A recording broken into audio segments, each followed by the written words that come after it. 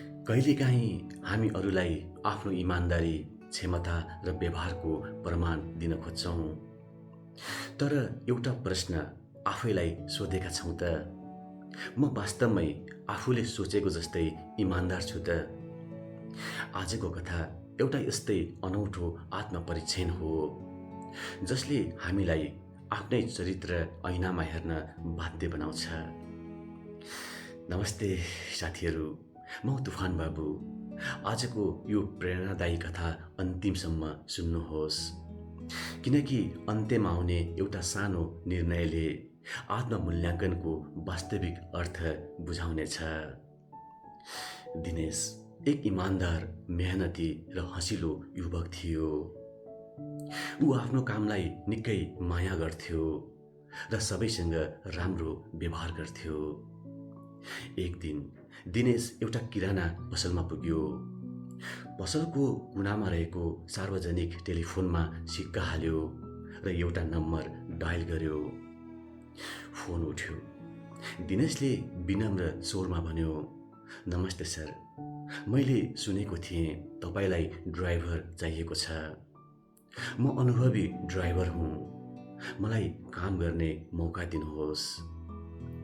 उताबाट जवाफ आयो, "बाबु, हाम्रो घरमा पहिले नै ड्राइभर छ, अहिले अर्को ड्राइभर चाहिँदैन।" दिनेशले फेरि भन्यो, "म कम तलबमा पनि काम गर्न तयार छु। गाडी चलाउनुका साथै घरका अरू काम पनि गरिदिन्छु।" तर उताबाट स्पष्ट जवाफ आयो, "हामी अहिलेको ड्राइभरको कामबाट पूर्ण रूपमा सन्तुष्ट छौँ। ऊ इमान्दार र जिम्मेवार छ, हामीलाई अर्को ड्राइभर चाहिँदैन।" यति भनेर फोन राखियो। यो सबै कुरा पसलेले सुनिरहेका थिए। उनले मुस्कुराउँदै भने, "मेरो छोरालाई ड्राइभर चाहिएको छ, तिमी चाहन्छौ भने म सिफारिस गरिदिन्छु।" दिनेश पनि मुस्कुरायो र भन्यो, "धन्यवाद साउजी, तर मलाई अहिले कामको आवश्यकता छैन।" पसले छक्क परे। उनले सोधे, "अहिले भर्खर त नोकरीका लागि फोन गरिरहेका थियौ, अनि काम दिँदा किन अस्वीकार गर्छौ?" दिनेशले शान्त स्वरमा भन्यो, "साउजी, म अहिले जसको घरमा ड्राइभरको काम गर्छु उहाँसँगै फोनमा कुरा गरिरहेको थिएँ। म आफ्नै इमान्दारी जाँच्दै थिएँ, म साँच्चीकै आफ्नो कामप्रति इमान्दार छु कि छैन भनेर।" दिनेशको कुरा सुनेपछि पसले केही क्षण मौन रहे।